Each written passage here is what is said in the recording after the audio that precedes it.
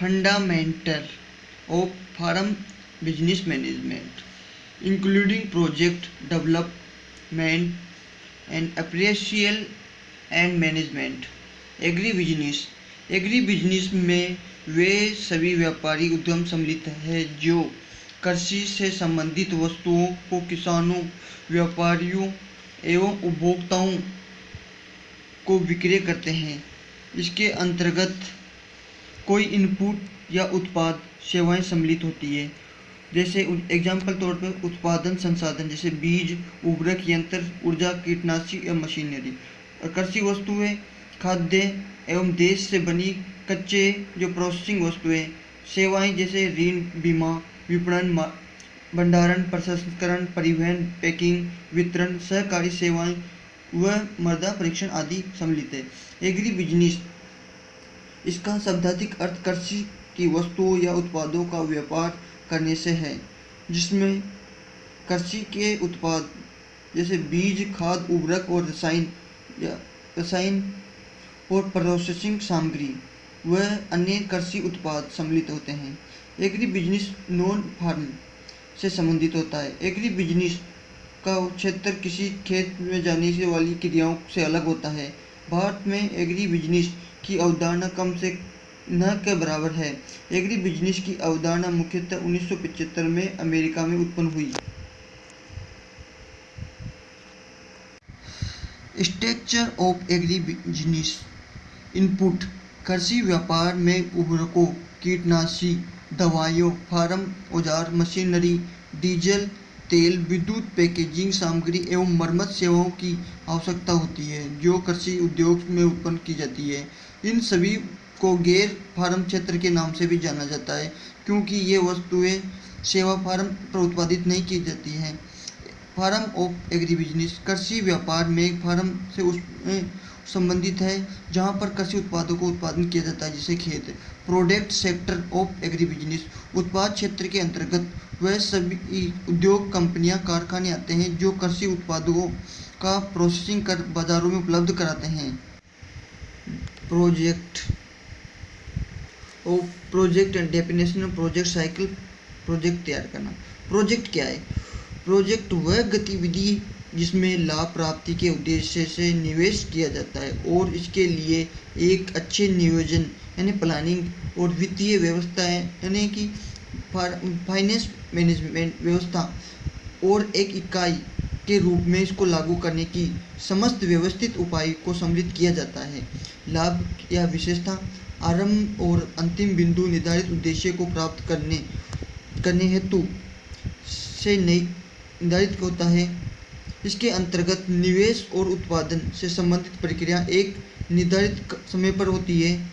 कृषि परियोजना को उपलब्ध संसाधनों के आधार पर ही तैयार किया जा सकता है। ज़्यादातर कृषि परियोजना बाह्यता आत्माओं से प्रभावित होती है और उनको ध्यान में रखकर ही उनको शुरू किया जाता है। कृषि परियोजना में जोखिम और अनिश्चितताएं बनी रहती हैं। प्रोजेक्ट फॉर्मेशन यानी तैयार करते समय किन बातों का ध्यान रखा जाता है? एक तो टेक्निकल पहलू का ध्यान रखना चाहिए, एक संस्थागत एवं संगठनात्मक प्रबंधीय पहलू का ध्यान रखना चाहिए, सामाजिक और व्यवसायिक पहलू को ध्यान में रखकर करना चाहिए, वित्तीय और आर्थिक पहलुओं को ध्यान में रखकर प्रोजेक्ट तैयार किया जाना चाहिए। प्रोजेक्ट साइकिल वह प्रक्रिया जिसके तहत प्रोजेक्ट का नियोजन और उसका संचालन किया जाता है वो प्रोजेक्ट साइकिल कहलाती है। प्रोजेक्ट साइकिल के 5 चरण है। Identification, preparation and analysis, appreciation यानी पुनर्निरीक्षण और इम्प्लीमेंटेशन यानी लागू करना, इवैल्यूएशन यानी कि मूल्यांकन करना। आइडेंटिफिकेशन कोई भी प्रोजेक्ट शुरू करने से पहले उन क्षेत्रों की पहचान की जाती है जिन क्षेत्र में उसका सही ढंग से समापन किया जाता है। तकनीकी रूप से सक्षम व्यक्तियों के साथ साथ क्षेत्रीय स्तर पर ग्रामीण नेताओं को ध्यान में रखते हुए प्रोजेक्ट को शुरू किया जा सकता है। साथ ही साथ पूर्व चल रहे अन्य प्रोजेक्ट का भी अध्ययन किया जाना चाहिए और इसके लिए संभावित क्षेत्र को ध्यान में रखा जाता है। प्रिपरेशन एंड एनालिसिस संपूर्ण प्रोजेक्ट को सही ढंग से तैयार किया जाना चाहिए और उद्देश्य से पूर्व निर्धारित होना चाहिए। निर्धारित उद्देश्य को ध्यान में रखते हुए प्रोजेक्ट तैयार किया जाना चाहिए। किसी भी कंसल्टेंसी एजेंसी के माध्यम से ही प्रोजेक्ट आरंभ करने की सलाह लेनी चाहिए। पूर्व नियोजित तरीके से निर्धारित उद्देश्यों को प्राप्त करने की कोशिश करनी चाहिए। एप्रिसिएशन प्रोजेक्ट तैयार करने के बाद स्वतंत्र रूप से उसका पुनर्निरीक्षण किया जाना चाहिए, जिससे इससे बहुत बड़ी मात्रा में पूंजी का निवेश होता है। इसका सही ढंग से उपयोग किया जा सकता है। इसके लिए एप्रिसिएशन टीम का गठन किया जाना चाहिए और इस अनुवेश के आधार पर इस प्रोजेक्ट लागू किया जाना चाहिए। इम्प्लीमेंटेशन यानी प्रोजेक्ट लागू करना। किसी भी प्रोजेक्ट को लागू करना एक बहुत ही महत्वपूर्ण चरण है। प्रोजेक्ट लागू करने में दो बातों का विशेष ध्यान रखा जाना चाहिए। पहली, पूर्व निर्धारित उद्देश्य के आधार पर एक प्रोजेक्ट का गठन किया जाना चाहिए। इसमें तकनीकी विशेषताओं की सहायता सभी महत्वपूर्ण पहलुओं का विचार किया जाना चाहिए। दूसरा, लागू किए जाने वाले प्रोजेक्ट परिवर्तनीय हो, जिससे कि किसी भी तरह समस्या का आने वाली जिसमें परिवर्तन संभव हो जिससे किसी भी तरह की समस्या का आने वाली परिवर्तन संभव हो। प्रस्तावित विश्लेषण से संपूर्ण प्रोजेक्ट को 3 भागों में बांटा जाना चाहिए। पहला, निवेश काल और विकास काल और अंतिम काल। पांचवा है इवैल्यूएशन यानी मूल्यांकन। परियोजना की लागतें और लाभ, कीमतों और मूल्यों का विश्लेषण करने के पश्चात प्रोजेक्ट को स्वीकार भी किया जाता है तथा अस्वीकार भी किया जा सकता है। तो प्रोजेक्ट को निवेश करने से पहले उसमें लगाई जाने वाली लागत या पर्याप्त लाभ का अध्ययन किया जाता है। कृषि क्षेत्रों में ज़्यादातर प्रोजेक्ट अपूर्ण पाए जाते हैं, क्योंकि कृषि क्षेत्र में लगाए जाने वाले प्रोजेक्ट का निवेश और प्राप्त प्रतिफल अलग अलग समय पर प्राप्त होता है। इन प्रोजेक्ट के लाभ एवं लागत निकालने के लिए एक निश्चित समय या बिंदु पर अनुमान निकाला जाता है। अब चर्चा करते हैं हम एग्रीकल्चर बेस्ड इंडस्ट्रीज। कृषि आधारित उद्योगों का महत्व एवं उनके स्थापित करने की विधि और आने वाली कठिनाइयों का विस्तृत व्याख्या करेंगे। अब हम कृषि आधारित उद्योग, डेयरी उद्योग, जूट उद्योग, चमड़ा उद्योग, कपड़ा उद्योग, दलहन उत्पादन आधारित उद्योग, तिलहन उत्पादन आधारित उद्योग, गम उद्योग। पहला है डेयरी उद्योग। डेयरी आधारित उद्योग को कच्चे माल डेयरी व्यवसाय से प्राप्त होता है। इन उद्योगों द्वारा निर्मित वस्तु सुगंधित पेय पदार्थ, पनीर, मावा, छेना, चीज, रसगुल्ला, कलकंद। राष्ट्रीय आय में डेयरी व्यवसाय का बहुत ही बड़ा योगदान है और हमारे देश में डेयरी आधारित उद्योग का अपार संभावना है। जूट उद्योग। भारत में सर्वाधिक जूट उत्पादन पश्चिम राज्य बंगाल में होता है और इससे निर्मित वस्तुएं भी गिनी बैग, बोरियां, रस्सियां, अन्य पैकिंग पदार्थ तैयार किए जाते हैं। चमड़ा उद्योग। विश्व में सर्वाधिक पशुओं की संख्या भारत में पाई जाती है और अपने यहाँ चमड़ा उद्योग की संभावनाएं लगातार बढ़ रही है। चमड़े एवं उससे निर्मित वस्तुएं, प्रेस उद्योग, जूता उद्योग, इसके अलावा कुछ दैनिक उपभोग की आवश्यकताओं को तैयार किया जाता है। कपड़ा उद्योग। इस उद्योग के अंतर्गत कपड़े एवं उनसे निर्मित वस्तुओं का उत्पादन किया जाता है। कपड़ा उद्योग व्यवसाय कपास उत्पादन पर निर्भर करता है।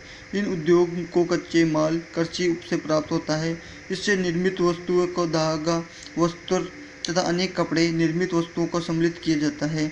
दलहन उत्पाद पर आधारित उद्योग। इस उद्योग के अंतर्गत खेत तेल एवं अन्य निर्मित वस्तुओं को सम्मिलित किया जाता है। वनस्पति घी, रिफाइंड तेल उद्योग आदि इसके अंतर्गत प्रमुख रूप से सम्मिलित किए जाते हैं। गम उद्योग। ग्वार के निर्मित वस्तु में गम कहा जाता है।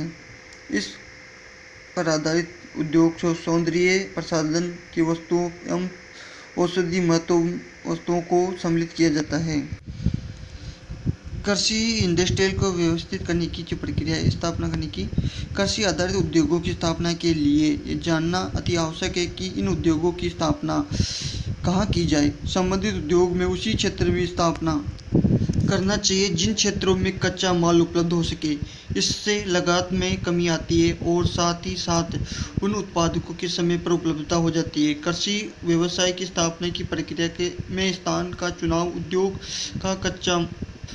का चुनाव, कच्चे माल की उपलब्धता, पूंजी निवेश की राशि और विपणन की संभावनाओं को सम्मिलित किया जाता है। कृषि उत्पाद से निर्मित वस्तुओं का समय पर विपणन अति आवश्यक है, क्योंकि नाशवान प्रकृति का होने के कारण इन उत्पादों को लंबे समय तक सुरक्षित रखना असंभव है और साथ ही साथ रखरखाव की लागत भी ज़्यादा आती है। कृषि आधारित उद्योगों की स्थापना में आने वाली कठिनाइयाँ: भारी पूंजी की मात्रा, कच्चे माल की आपूर्ति का स्तर तथा निर्मित उत्पाद का रखरखाव। भारी पूंजी की मात्रा: कृषि व्यवसाय की स्तर लागत ज़्यादा होने के कारण एक सामान्य उत्पादक इस व्यवसाय को नहीं कर पाता। डेयरी उद्योग, चमड़ा उद्योग, चीनी उद्योग, गम उद्योग आदि की स्थापना के लिए बहुत बड़ी पूंजी की आवश्यकता पड़ती है और यही कारण है कि सामान्य उत्पादक इनका स्थापित नहीं कर पाता। कच्चे माल की आपूर्ति: कृषि उत्पादन मौसम पर निर्भर रहने के कारण उन्हें उद्योग की आपूर्ति की जाने के वाले कच्चे माल की अनिश्चितता बनी रहती है। तो ज़्यादातर कृषि आधारित उद्योग को कच्चे माल या तो समय पर उपलब्ध नहीं होते या होते हुए फिर वो उसकी गुणवत्ता में प्राप्त नहीं होते। यही कारण है कि इसमें निर्मित वस्तुओं की कीमत अनिश्चित बनी रहती है। कच्चे माल की आपूर्ति के स्थल: कृषि उत्पादन लंबे, चौड़े एवं क्षेत्र पर किए जाते हैं और ये एक मौसम पे विशेष में होता है। इससे इसे एकत्रित करने या परिवहन लागत ज़्यादा आती है और इनसे निर्मित वस्तुएं की ज़्यादा मूल्य होता है और निर्मित उत्पादक का रखरखाव: कृषि आधारित उद्योगों को निर्मित उत्पाद रखरखाव लागत ज़्यादा आती है और कुछ विशेष उत्पादकों की इनकी विशेषता को ध्यान रखना पड़ता है, जिनसे इनकी लागत बढ़ जाती है और लाभ कम आते हैं।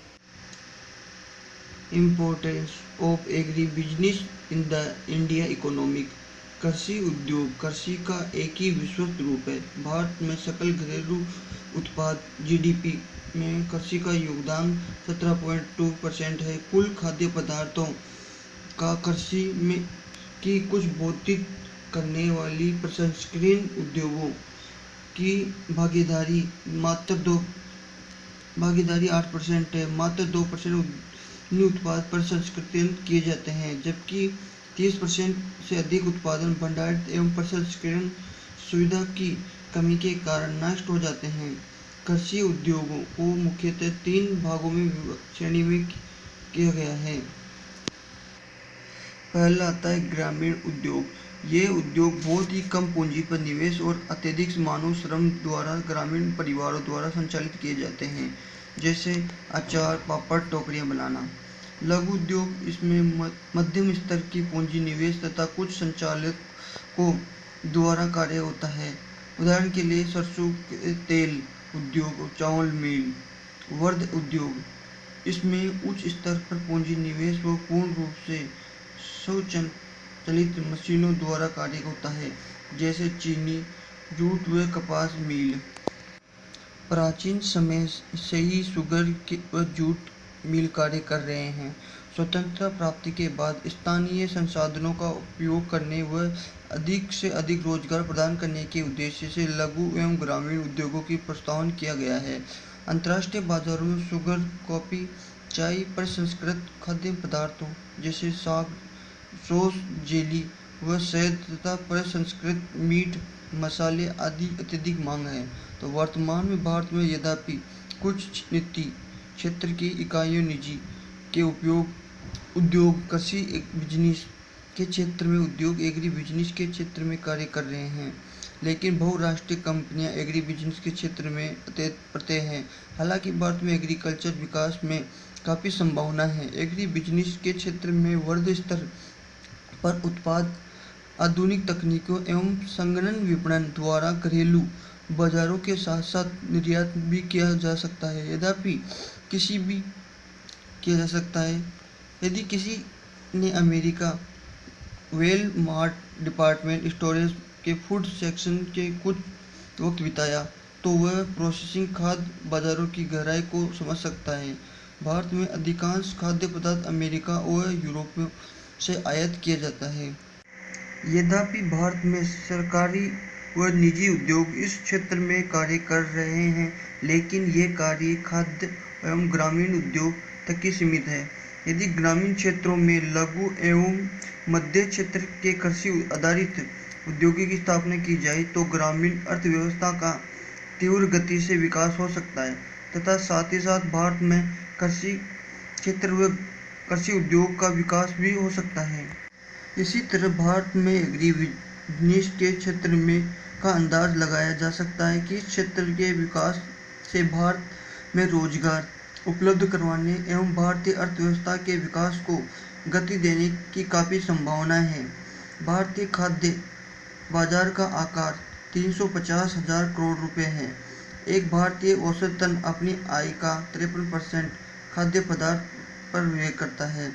भारत में लंबे समय से एग्री बिजनेस के क्षेत्र में अनेक निजी कंपनियां ITE निरीयल काम कर रही है, लेकिन इनका कार्य शहरी क्षेत्रों तक ही सीमित है। वर्तमान में भारत सरकार ने एग्री बिजनेस के क्षेत्र को बढ़ावा देने के लिए अनेक योजनाएं संचालित की जा रही है।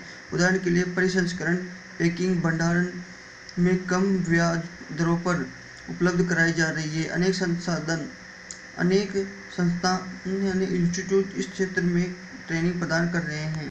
नवीन आर्थिक नीतियों के अंतर्गत घरेलू कृषि उद्योगों को विदेशी कंपनियों के साथ टीम अप करने की छूट दी जा रही है।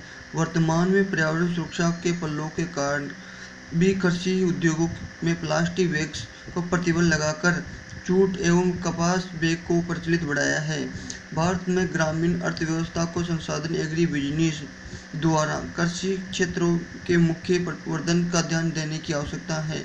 एग्री बिजनेस का विकास होने से कृषि का वाणिज्य होगा, जिससे कृषकों की आय में वृद्धि होगी, कच्चे सामग्री की मात्रा बढ़ेगी, अधिक मात्रा में रोजगार उपलब्ध होगा। इस तरह एग्री बिजनेस का विकास होने से ग्रामीण भारत की सामाजिक, आर्थिक एवं भौतिक आधारभूत संरचना का निर्माण होगा। अतः भारत में एग्री बिजनेस पर जोर देने के लिए भारत सरकार ने अनेक निजी कंपनियां काम कर रही है, जिससे भविष्य में भारत में एग्री बिजनेस का क्षेत्र संसाधन को बढ़ा सके। प्रबंधन यानी मैनेजमेंट। प्रबंधन कार्यकारी नेतृत्व का कार्य है। ये प्रमुखतया एक मानवीय क्रिया है। ये कार्य के नियोजन, संगठन तथा सामूहिक उद्देश्य की पूर्ति के लिए अन्य व्यक्तियों का नियंत्रण करने से संबंधित है। प्रबंधक एक बहुउद्देशीय तंत्र है जो व्यवसाय का प्रबंधन करता है तथा प्रबंधकों का प्रबंधन करता है और कार्य करने वालों का एवं कार्य का प्रबंधन करता है। बाय पीटर द्वारा। सभी प्रबंधकों के कार्यों में अपने अलग अलग मत हैं, इसलिए इनके प्रबंधकों कार्य की सूची भी अलग अलग है। फिर भी निम्नलिखित 5 कार्यों का विवेचन करेंगे। नियोजन यानी प्लानिंग, संगठन, एग्रीनेशन, नियुक्त करना, स्टाफिंग, निर्देशन, डायरेक्शन और नियंत्रण यानी कंट्रोल। पहला आता है प्लानिंग। किसी भी कार्य को करने से पहले उसके लिए तैयार की गई क्रियाविधि ही प्लानिंग कहलाती है। Step in planning. स्पष्ट निर्धारित उद्देश्य, क्योंकि उद्देश्य स्पष्ट करता है कि मूलतः को क्या करना है और कहाँ ध्यान केंद्रित करना है और नीतियों को क्रियाविधि का उपयोग करना है। सरल। नियोजन सरल होना चाहिए जिससे संस्था के सभी श्रमिकों को समझ में जल्दी आ जाए। नियोजन के आधारों का निर्धारण। भविष्य की मांग, पूर्ति और कीमतों, प्रतिस्पर्धा, सरकारी नीतियों, कर आदि का पूर्व अनुमान प्लानिंग के आधार पर ही लगाया जाता है। विकल्पों का पता लगाना। कार्य को पूरा करने में कई विधियों अपनाते हैं। इनमें से कुछ सस्ती, कुछ महंगी होती है, तो प्लानिंग में अनुकूलतम संयोग दृष्टि कर सर्वोत्तम विधि को अपनाते हैं। विकल्पों का मूल्यांकन। विकल्पों का चयन कर तुलनात्मक अध्ययन करते हैं वह सर्वोत्तम विकल्प का चयन करते हैं। योजना तैयार करना। योजना बनाने के लिए योजना का उद्देश्य, उसकी नीतियाँ और योजना का कार्यविधि, योजना बजट, योजना काल आदि को स्पष्ट रूप से निर्धारित किए जाते हैं। सहायक योजनाओं का निर्माण। मूल योजना को सफल बनाने के लिए क्रिया के समय व क्रम का निर्धारण करना। योजना का समय एवं क्रम का समय को पूरा करने के लिए मूल्यांकन। योजना की समाप्ति के बाद उसके परिणामों का मूल्यांकन करना आवश्यक है, जिससे पता चल जाता है कि इच्छित परिणाम मिले या नहीं। यदि नहीं मिले तो उन्हें कारणों का जानकर अलग करने का उपाय करते हैं। संगठन। व्यक्ति का विशेष समूह या झुंड जो अपने उद्देश्य को प्राप्त करने के लिए जो अपने प्रयासों का योगदान देता है उसे संगठन कहते हैं। संगठन के लक्ष्य के निर्धारण में निम्न बातों को ध्यान रखना चाहिए। निर्धारित लक्ष्य सदैव स्पष्ट होना चाहिए। लक्ष्य परिमाणात्मक एवं गुणात्मक रूप से मापने योग्य होने चाहिए। समयबद्ध लक्ष्यों का निर्धारित होना चाहिए। लक्ष्यों में अपेक्षित परिणामों का उल्लेख होना चाहिए। लक्ष्य सदैव व्यवहारिक हो तथा लक्ष्य समरूपता हो। लक्ष्य सरल एवं समझने योग्य हो। लाभ: संगठन के द्वारा व्यवसाय प्रबंधकों की कार्यक्षमता में बढ़ोतरी होती है। संगठन चार्ट से अधिकारियों को ये ज्ञात हो जाता है कि कौन कौन व्यक्ति उसके अधीन है। संगठन किसी उपक्रम के विकास एवं उनकी उन्नति के लिए सहायक होता है। एक अच्छा एवं संतुलित संगठन आधुनिक सुधारों को सर्वाधिक अवसर देता है। अच्छे संगठन व्यवसाय को कार्य लोगों को मनोबल बढ़ाता है। संगठन कार्य के विशिष्टीकरण को बढ़ावा देता है। संगठन व्यवसाय उपक्रम को समन्वय स्थापित करता है। संगठन के द्वारा उपक्रम में कार्यरत लोगों के कार्यक्षेत्र को पता लगाता है। नियुक्ति यानी स्टाफिंग: किसी उपक्रम के लिए योग्य व्यक्तियों के चयन को अपनाई गई क्रिया को नियुक्ति कहते हैं। इम्पोर्टेंस ऑफ स्टाफिंग: तकनीकी विकास के क्षेत्र में नवीनतम प्रौद्योगिकी का प्रयोग करने के लिए संगठनों का बढ़ता हुआ आकार में कार्यकुशलता इसमें नियुक्ति कर्मचारियों की योग्यता एवं क्षमता पर निर्भर करता है। इससे नियुक्ति का महत्व बढ़ता है। उच्च मजदूरी दर, मानव शक्ति की दीर्घकालीन आवश्यकता। स्टाफिंग प्रोसेस: विभिन्न प्रकार के प्रबंधकों की आवश्यकता का निर्धारण करना है। कार्य प्रबंधकों का मूल्यांकन करना है। प्रबंधकों का प्रशिक्षित करना है। योजना बनाना तथा लागू करना है। निर्देशन एंड डायरेक्शन: संगठन के उद्देश्य की प्राप्ति के लिए सही ढंग से कार्यों को करवाना, श्रमिकों को मार्गदर्शन कराना, उन्हें बताना कि उन्हें क्या करना है, कैसे करना है, किस प्रकार करना है आदि क्रियाएं सम्मिलित होती है। विशेषता क्या है इसकी? व्यवसाय प्रबंधक में निर्देशन अपना आप ही अलग कार्य है। दूसरा, ये एक सर्वव्यापी कार्य है जो प्रत्येक संस्था को करना होता है। निर्देशन अनेक पदों वाले निरंतर रूप से चलने वाली प्रक्रिया है जो प्रत्येक प्रबंधक निर्देशन प्रतिदिन एवं प्रति सेकंड करता है। चौथा है कार्य वातावरण: व्यक्तियों का विकास एवं आपसी संबंधों व सहयोग के लिए निर्देशन की आवश्यकता है।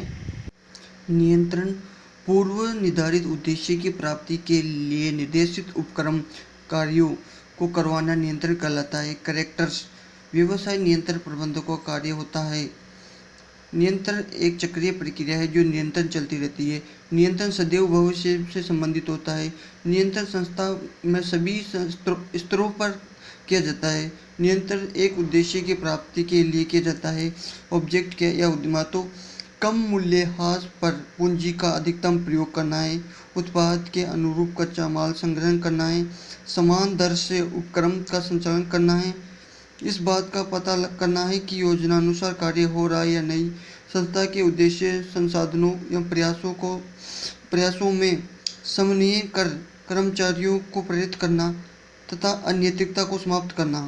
प्रोडक्ट लाइफ साइकिल: उत्पाद जीवन चक्र: उत्पाद प्रस्तुतीकरण से लेकर बाजार पतन अवस्था तक उत्पाद विक्रय का क्रम उत्पाद जीवन चक्र कहलाता है।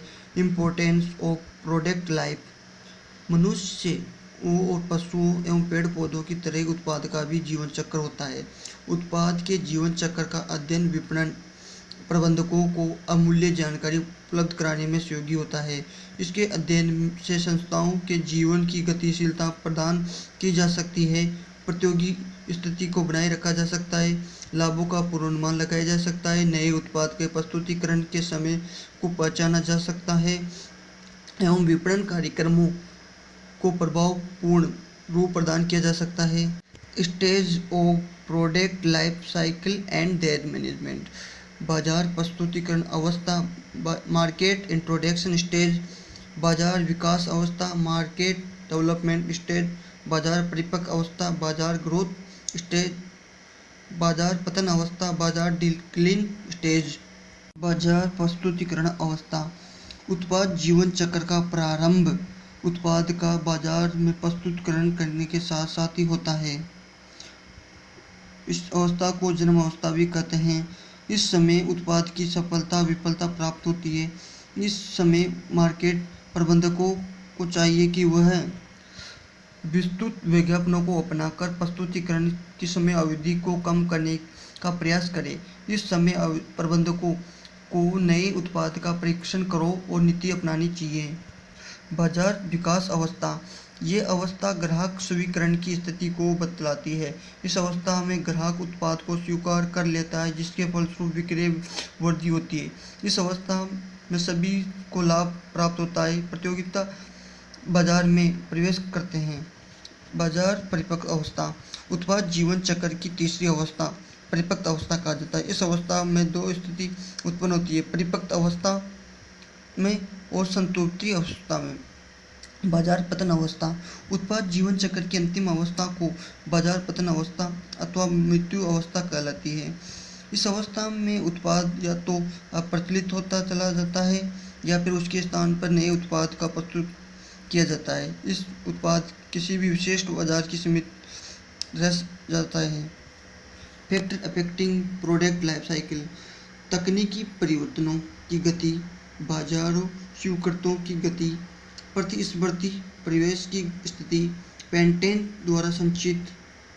मार्केट मैनेजमेंट मीनिंग, विपणन प्रबंधकों को दो शब्दों मार्केटिंग और मैनेजमेंट से मिलकर बना है, जिसका अर्थ है विपणन में आने वाली सभी क्रियाओं का प्रबंधन करना और विपणन प्रक्रियाओं को सुचारू रूप से लागू करना। फर्स्ट, मार्केटिंग मिक्स, इसका तात्पर्य उन समस्त घटकों अर्थात साधनों एवं औजारों के मिश्रण या संयोजन से है जिनका कोई संस्था अपने ग्राहकों की आवश्यकताओं को संतुष्ट करते हुए अपने विपणन उद्देश्यों को कुशलतापूर्वक पूरा करने में उपयोग करती है। 4PS मार्केटिंग मिक्स, मैककिन्से ने सर्वप्रथम विपणन मिश्रण के 4 प्रमुख चल घटकों तत्वों का निर्माण किया, जिसे 4PS मार्केटिंग मिक्स के नाम से जाना जाता है। पहला है उत्पाद यानी प्रोडक्ट, मूल्य प्राइस, स्थान पहले, संवर्धन और प्रमोशन। पहला आता है उत्पाद। उत्पाद, इसका तात्पर्य किसी भी वस्तु या सेवा से लगाया जाता है कि जिससे किसी भी उद्देश्य हेतु उपयोग किया जा सके। विपणन प्रबंधक को सर्वप्रथम अपनी संस्था का उत्पाद मिश्रण तथा उत्पाद सेवा रेखाओं से संबंधित नीतियों को निर्धारित करना पड़ता है। उसके बाद वह प्रत्येक उत्पाद रेखा में सम्मिलित किए जाने वाली उत्पाद संख्या या उनकी भौतिक तथा अभौतिक लक्षणों को निर्धारित करने हेतु नीतियाँ या प्रक्रिया आदि निर्धारित करता है। भौतिक लक्षण कैसे उत्पाद का आकार, उत्पाद का स्वरूप एवं बनावट, उत्पाद का रंग, उत्पाद का पैकेजिंग, उत्पाद का स्वाद, उत्पाद का ब्रांड, उत्पाद का लेबल। अभौतिक लक्षण, उत्पाद का ब्रांड नेम, उत्पाद की छवि, उत्पाद के निष्पादन क्षमता, उत्पाद की ख्याति, उत्पाद के लिए गारंटी व अवशासन, उत्पाद के लिए विक्रयोपरांत सेवाएं।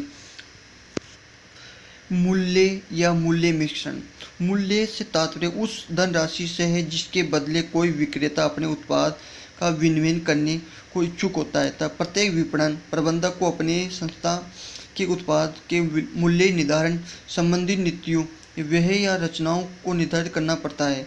उत्पाद के मूल्य निर्धारण करते समय उत्पाद प्रबंधक के निम्न बातों को निर्धारित करना पड़ता है: वर्णनात्मक छूट, नकद छूट, भत्ते, उधार की अवधि, उधार की शर्त।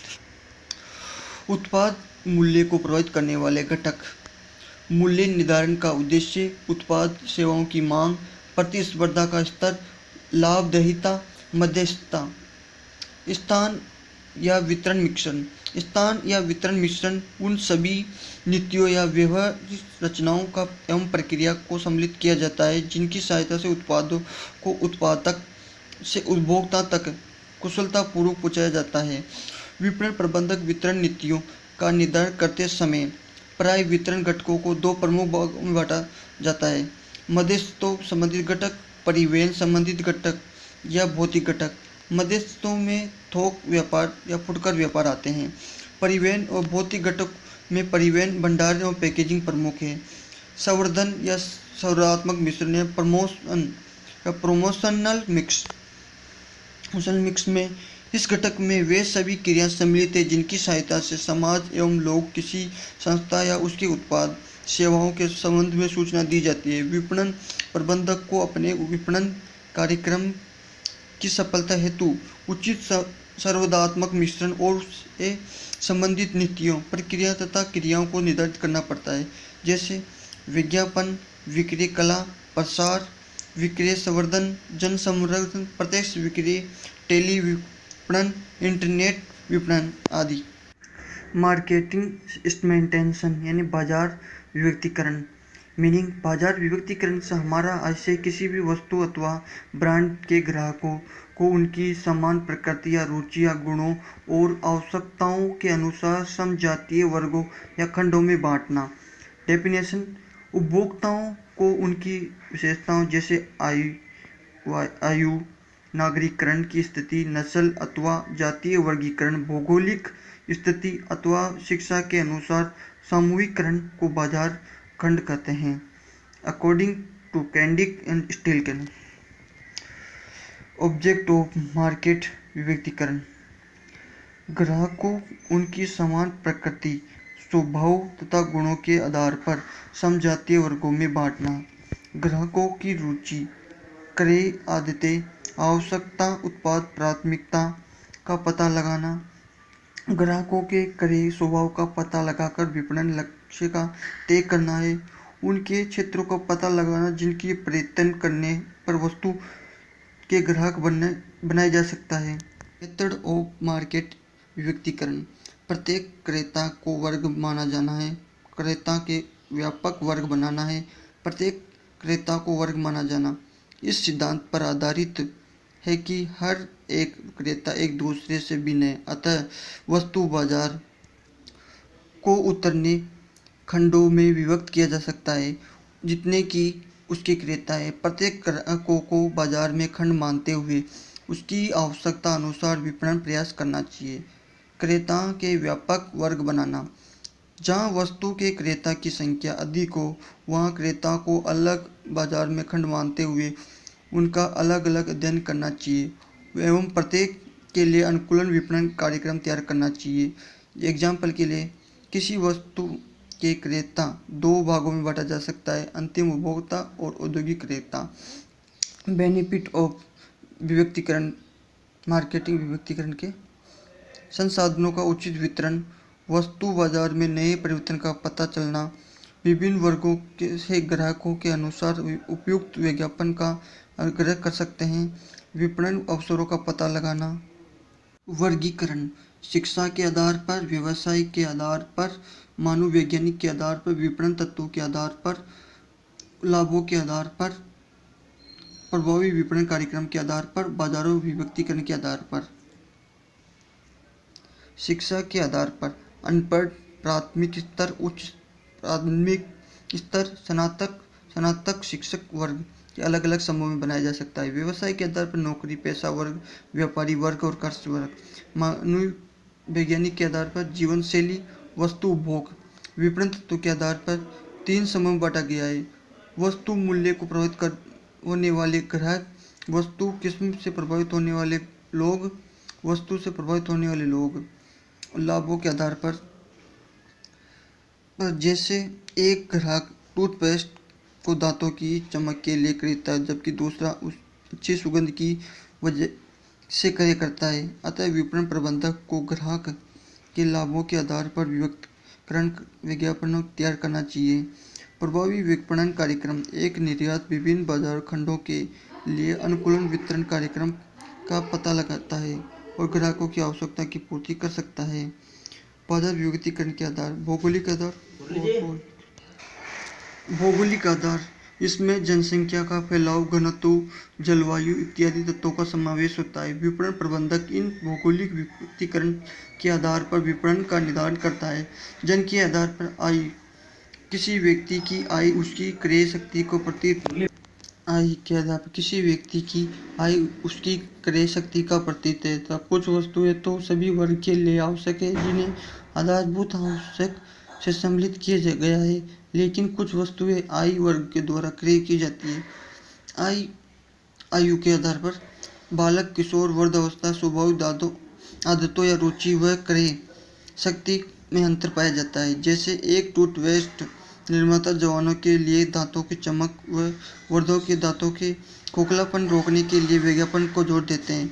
और तीसरा, यौन अथवा लैंगिक विभेद के आधार पर प्राइजिंग किसी समय विशेष पर ग्राहकों के लिए उत्पाद के मूल्य को परिमाणात्मक रूप में यानी रुपयों में परिवर्तन करने की ये कला को कीमत निर्धारण कर लेते हैं।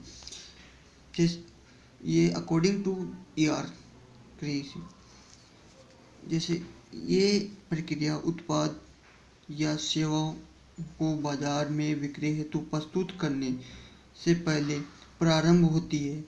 इस प्रक्रिया में मूल्य निर्धारण के उद्देश्यों, मूल्य के परिवर्तनों, कारकों, उत्पाद का भौतिक मूल्य, मूल्य नीतियों और व्यवहारिक रचना को निर्धारित करती है। प्राइजिंग मेथड फर्स्ट है लगात आधारित विधियाँ। इसके भी चार है लगात वर्धन या कस्टम प्लेस विधि, मार्क आई विधि, लक्षित प्रतिफल विधि, सीमांत लगात मूल्य विधि। दूसरी है मांग या बाजार प्रति आधारित विधियाँ, क्षमता अनुसार मूल्य विधि, बाजार विभेदन विधि, उपयोगिता या अनुमोदित मूल्य विधि, जांच विपणन विधि, पूर्व अनुमान विधि। और लगात मांग आधारित विधियाँ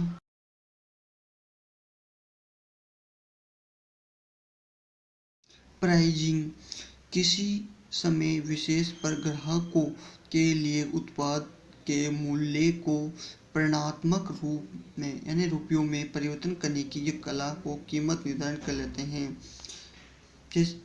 ये अकॉर्डिंग टू ईआर क्रेजी, जैसे ये प्रक्रिया उत्पाद या सेवाओं को बाजार में बिक्री हेतु प्रस्तुत करने से पहले प्रारंभ होती है। इस प्रक्रिया में मूल्य निर्धारण के उद्देश्यों, मूल्य के परिवर्तनों, कारकों, उत्पाद का भौतिक मूल्य, मूल्य नीतियों और व्यवहारिक रचना को निर्धारित करती है। प्राइजिंग मेथड फर्स्ट है लगात आधारित विधियाँ। इसके भी चार है लगात वर्धन या कस्टम प्लेस विधि, मार्क आई विधि, लक्षित प्रतिफल विधि, सीमांत लगात मूल्य विधि। दूसरी है मांग या बाजार प्रति आधारित विधियाँ, क्षमता अनुसार मूल्य विधि, बाजार विभेदन विधि, उपयोगिता या अनुमोदित मूल्य विधि, जांच विपणन विधि, पूर्व अनुमान विधि। और लगात मांग आधारित विधियाँ, प्रतिस्पर्धा आधारित विधियाँ, आयात आधारित विधियाँ, नियंत्रण मूल्य विधियाँ। फर्स्ट है लगात आधारित विधि। इसकी भी पहली है लागत वर्धन या कस्ट प्लस विधि।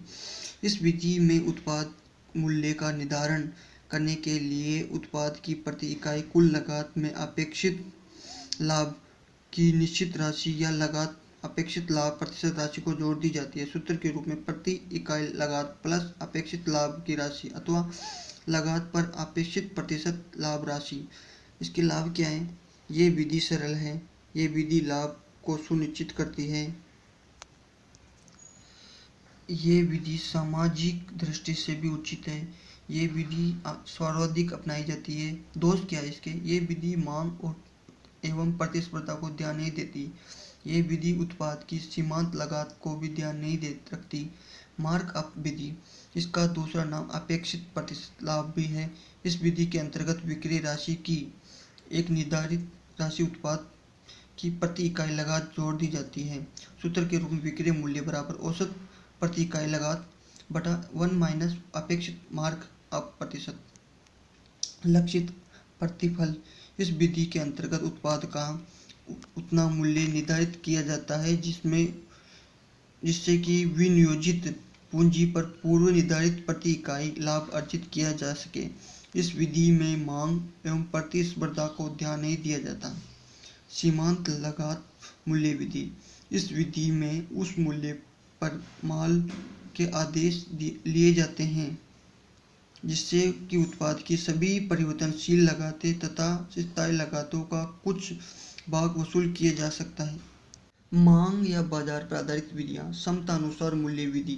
इस विधि के अंतर्गत उत्पाद को पहले से कोई मूल्य निर्धारित नहीं होता और न ही इस विधि में मूल्य निर्धारित करने की कोई व्यावहारिक प्रक्रिया अपनाई जाती है। विक्रेता उपभोक्ता की भुगतान क्षमता को देखकर मूल्य निर्धारित करता है। विक्रेता वही मूल्य ले लेता है जो उपभोक्ता को स्वेच्छा से देने को तैयार होता है। बाजार विभेदन विधि। इस विधि के अनुसार पहले उत्पाद को बहुत उचित या कम मूल्य पर रखा जाता है ताकि उसको बाजार में मांग उत्पन्न की जा सके। उपयोगिता या अनुबोधित मूल्य विधि। इस विधि के अनुसार उत्पादकता उतना ही मूल्य रखा जाता है जितना उपभोक्ता उसकी उपयोगिता समझता है। जांच विधि। जांच विपणन विधि। इस विधि में विभिन्न उप बाजारों में विभिन्न मूल्यों में उत्पाद की जांच विपणन की जाती है। इसके बाद मूल्य की एक अनुभवी सूची बनाते हैं। अनुसूची में जिस मूल्य का सर्वाधिक विक्रय की मात्रा तथा आय प्राप्त होती है उस मूल्य रूप में उसको चुन लिया जाता है। पूर्व अनुमान विधि। इस विधि में मांग के पहले आंकड़ों के आधार पर भविष्य में मांग का पूर्वानुमान लगाया जाता है। इसमें विभिन्न मूल्य स्तरों पर उत्पाद की मांग का पूर्वानुमान लगाया जाता है। पूर्व अनुमान के आधार पर एक मांग अनुसूची बनाई जाती है। उस अनुसूची के आधार पर मूल्य निर्धारण किया जाता है। लागत मांग आधारित विधि। मूल्य निर्धारण की इस विधि में उत्पाद के लागत तत्वों के साथ साथ मांग तत्वों का भी ध्यान रखा जाता है। ब्रेक इवन विश्लेषण। इसमें यह ज्ञात होता है कि विक्रय की कुल मात्रा तथा कुल आय संतुलन में किस विक्रय पर हो सकती है। प्रतिस्पर्धा आधारित विधियाँ। पहले विद्यमान दर मूल्य विधि। इस मूल्य विधि भी कहते हैं। इस विधि के अंतर्गत संस्था अपने उत्पाद को वही या लगभग वही मूल्य निर्धारित करती है जो प्रतिस्पर्धा संस्थाओं के वैसे ही उत्पाद का होता है। इसमें उत्पाद का मूल्य प्रतिस्पर्धा के समान या कुछ अधिक हो सकता है। सेल बंद या टेंडर मूल्य विधि। मूल्य निर्धारित इस विधि में संस्था अपने उत्पाद को मूल्य अन्य संस्था द्वारा लगाई जाने वाले सेलबंद या टेंडर मूल्य को ध्यान में रखकर तय करती है। आयत आधारित विधि। आयत लागत मूल्य विधि भी कहते हैं। ये विधि वह संस्था अपनाती है जो आयत स्थान पर उत्पादों का निर्णय करती है। नियंत्रण मूल्य विधि। प्राय सभी देशों में कुछ उत्पादों का मूल्य सरकार द्वारा नियंत्रित किया जाता है। भारत में कुछ आवश्यक वस्तुओं, जीवन रक्षक दवाइयों आधारित भूत साधनों का मूल्य सरकार द्वारा नियंत्रित किया जाता है, जैसे चीनी, खाद, स्टील, टीबी, हृदय रोग, कैंसर की दवाइयाँ, पेट्रोल, डीजल, मिट्टी का तेल, खाना पकाने की गैस, विद्युत, पानी, संचार आदि का मूल्य सरकार द्वारा निर्धारित किया जाता है। प्राइस पॉलिसीजन। विभिन्न मूल्य नीतियों के नाम। फर्स्ट है नवीन उत्पाद या बाजार प्रवेश मूल्य नीतियाँ एवं व्यवस्थाएं। उत्पाद मिश्रण मूल्य नीतियाँ, विशिष्ट मूल्य नीतियाँ, मूल्य समायोजन नीतियाँ एवं व्यवहार रचनाएं। नवीन उत्पाद या बाजार प्रवेश मूल्य नीतियाँ एवं व्यवहार रचनाएं। इसमें पहले आती है मलाई उत्तर मूल्य नीति। कई संस्था जब किसी नवीन उत्पाद का आविष्कार करती है तो वह बाजार की मलाई उत्तर मूल्य नीति को अपनाती है।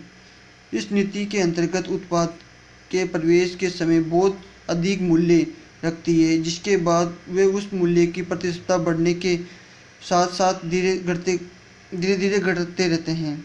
बाजार विभेदन नीतियाँ। इसमें नए उत्पाद या बाजार में प्रवेश कराने तथा जमाने के लिए उसका प्रारंभिक मूल्य अपेक्षाकृत कम रखा जाता है। इससे नया उत्पाद बाजार में विभेदन कर प्रवेश कर सकता है।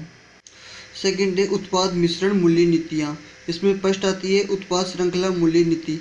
ये नीति वहाँ अपनाई जाती है जहाँ संस्था उत्पादकों की संपूर्ण श्रृंखला का निर्माण करती है।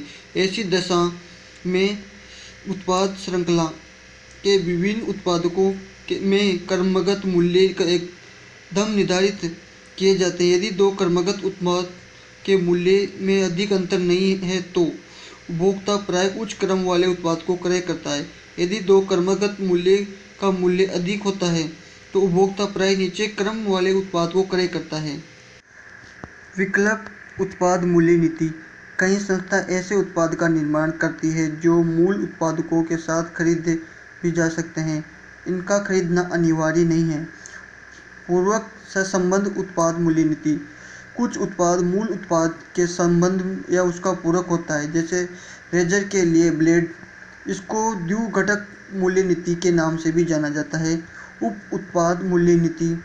कई उत्पादों का प्रसंस्करण से उप उत्पाद उत्पन्न हो जाते हैं, जैसे चीनी के उत्पादन के साथ गन्ने के छिलके या शीरा आदि। गन्ने के छिलके की मांग होने पर उस संस्था उन्हें अच्छे मूल्य बेचकर लाभ प्राप्त कर सकती है। उत्पाद मूल्य नीति।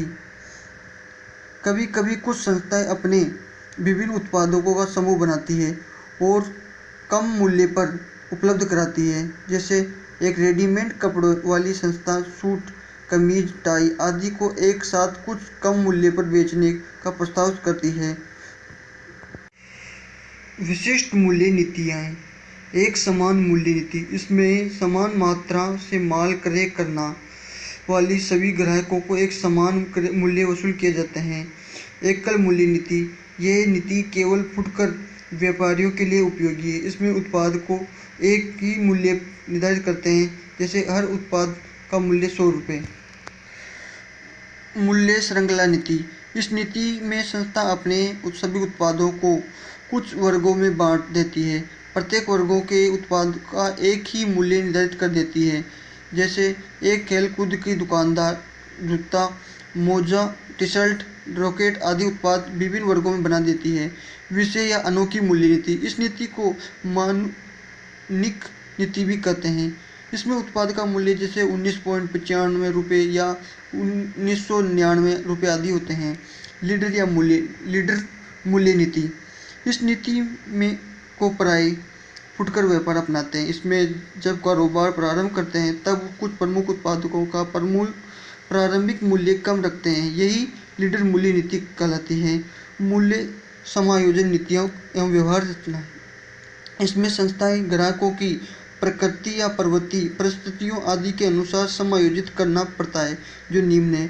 भट्टा तथा भ्रष्टा मूल्य नीति, वर्णात्मक मूल्य नीति, मानव वैज्ञानिक मूल्य नीतियाँ, संदर्भात्मक मूल्य नीति, उपयोगिता मूल्य नीति, भौगोलिक मूल्य नीति।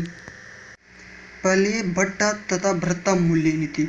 इसमें अपने ग्राहकों के लिए अपने आधार पर मूल्य को समायोजन करती है तथा उत्पाद को लाभवंत कराती है।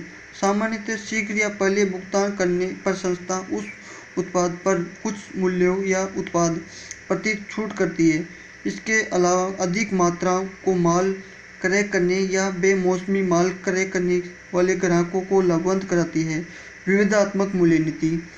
पहली है ग्राहक विविधक मूल्य नीति। इस नीति के अंतर्गत विभिन्न ग्राहकों को एक ही उत्पाद या सेवा के लिए विभिन्न मूल्य शुल्क किए जाते हैं। स्थान विवेदक मूल्य नीति। स्थान के आधार पर मूल्य विवेदक किया जाता है। समय विवेदक मूल्य नीति। मानव वैज्ञानिक मूल्य नीति। अधिक मूल्य अच्छी किस्म नीति। संदर्भ मूल्य नीति। इसमें पुराने तथ्यों या वर्तमान घटनाओं का संदर्भ में ध्यान में रखकर क्रेता के मस्तिष्क में उत्पाद का मूल्य पहले से तुलना में अधिक ऊंचा रखा जाता है। विषय मूल्य नीति। संदर्भात्मक मूल्य नीति। इसमें उत्पाद का मूल्य सूची मूल्य से भी कम रखा जाता है। ये मूल्य कभी कभी लागत से भी कम होता है। ऐसा मूल्य अल्पकालीन काल के लिए रखा जाता है।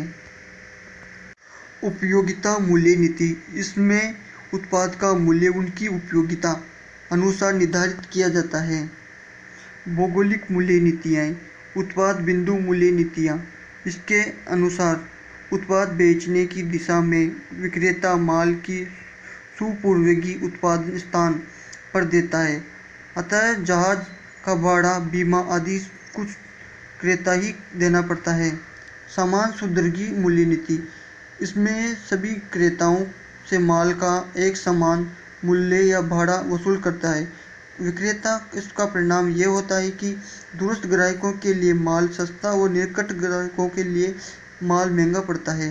क्षेत्रीय सुदृढ़ी मूल्य नीति। इसमें प्रत्येक भौगोलिक क्षेत्र में उत्पाद का सुदृढ़ी मूल्य भिन्न भिन्न निर्धारित किए जाते हैं। इसमें दूरस्थ तथा निकटतम क्रेताओं के मूल्य में अंतर आ जाता है। भाड़ा अवशोषण मूल्य नीति, इसमें उत्पाद के भाड़े के संपूर्ण राशि या उसके एक भाग को स्वयं वहन करता है। इससे दूरस्थ ग्राहकों का निकटतम ग्राहकों की उत्पाद डिलीवरी मूल्य में अंतर कम हो जाता है। आधार बिंदु मूल्य नीति, इससे नीति के अनुसार मूल्य निर्धारित करने के लिए विशिष्ट शहर को आधार बिंदु माना जाता है। उसके बाद शहर के गंतव्य स्थल की दूर की तथा भाड़ा उत्पाद के मूल्य को जोड़ दिया जाता है। इसमें सभी ग्राहक मूल्य समान होता है। अंतर्राष्ट्रीय मूल्य नीति, वह कंपनियां निर्धारित करती है अंतर्राष्ट्रीय स्तर पर उत्पाद का विक्रय करती है। कुछ संस्थाएं दुनिया भर में समान मूल्य नीति अपनाती है। बोइंग कंपनी जो अपने विमानों को लगभग सभी देशों में समान मूल्य पर बेचती है। Financial management of agri business meanings, वित्तीय प्रबंधक शब्द दो शब्दों वित्त तथा प्रबंधक से बना है। वित्त शब्द का अर्थ है कि धन की प्राप्ति के साधनों को जुटाना तथा व्यवसाय की मौद्रिक आवश्यकताओं का पूर्वानुमान लगाकर उनके आधार पर इन साधनों का आवंटन करना। प्रबंधक शब्द का अभिप्राय किसी संस्था के उद्देश्यों को प्राप्त करने के लिए मानवीय क्रियाओं और भौतिक संसाधनों के नियोजन, संगठन और समन्वय एवं नियंत्रण से है। डेफिनेशन, वित्त कार्य के नियोजन, संगठन और निर्देशन एवं नियंत्रण करने की प्रक्रिया को वित्त प्रबंधक कहते हैं। ऑब्जेक्ट ऑफ फाइनेंशियल मैनेजमेंट, व्यवसाय में कोषों के पर्याप्त एवं नियमित आपूर्ति सुनिश्चित करना, लाभदायकता, तरलता एवं सुरक्षा के सिद्धांतों के अनुसार पूंजी की कुशलता उपयोग सुनिश्चित करना, आंतरिक विनियोग एवं वित्त पूर्ति के एक सुनिश्चित करना, प्रतिभूतियों की वित्तीय विविधता, प्रतिभूतियों के मितव्यपूर्ण संयोजनों द्वारा पूंजी लागत को न्यूनतम रखना। फाइनेंशियल स्टेटमेंट, वित्तीय विवरण मीनिंग्स, इसका आशय उस विवरण से है जो लेखा अवधि की समाप्ति पर व्यवसाय की वित्तीय स्थिति एवं व्यापारिक क्रियाओं के परिणामों को प्रकट करती है। डेफिनेशन, वित्तीय स्थिति का विवरण और लाभ हानि खाता अथवा आय विवरण को सम्मिलित रूप से वित्तीय विवरण कहते हैं। चिट्टा, लाभ हानि खाता, संचालकों का प्रतिनिधित्व, अध्यक्षीय भाषण सम्मिलित है।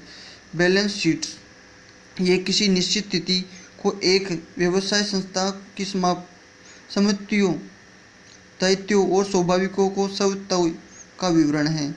फंक्शन, संस्था की स्थिति की जानकारी देती है, तरलता की स्थिति की जानकारी देती है, शोधन क्षमता की जानकारी देती है।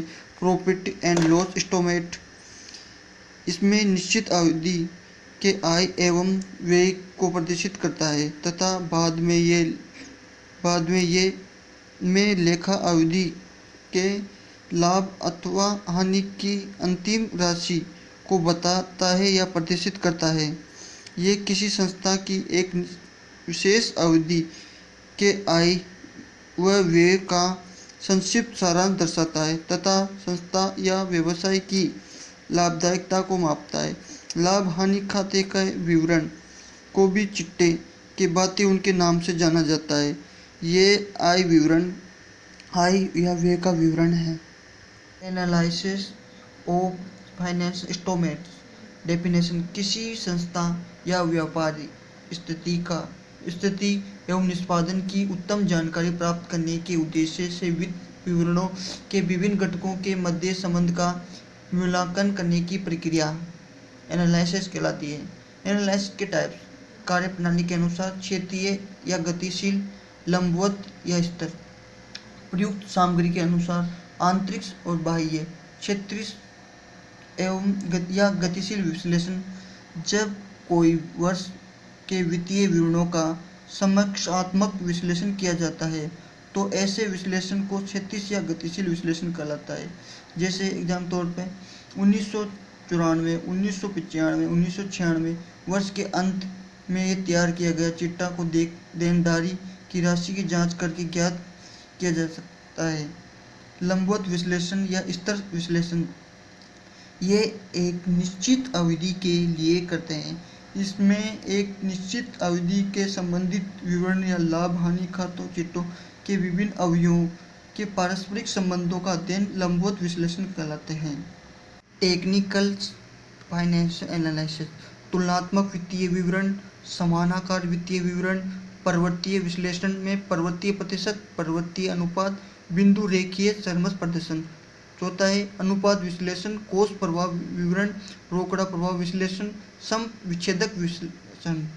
इम्पोर्टेंस ऑफ फाइनेंशियल स्टेटमेंट वित्तीय विवरण से किसी भी संस्था या व्यापार की वित्तीय सूचना प्राप्त हो सकती है। वित्तीय विवरण किसी संस्था की वित्तीय स्थिति का प्रकाश डालता है। वित्तीय विवरणों द्वारा संस्था या व्यापार की लाभ हानि का पता चलता है। वित्तीय विवरणों से भावी अनुमानों की विश्वसनीयता को बढ़ाने के लिए वित्तीय पूर्वानुमान प्रदान करते हैं। वित्तीय विवरण एक समय अवधि में संस्था के आय एवं व्यय का संक्षिप्त सारांश प्रस्तुत करता है।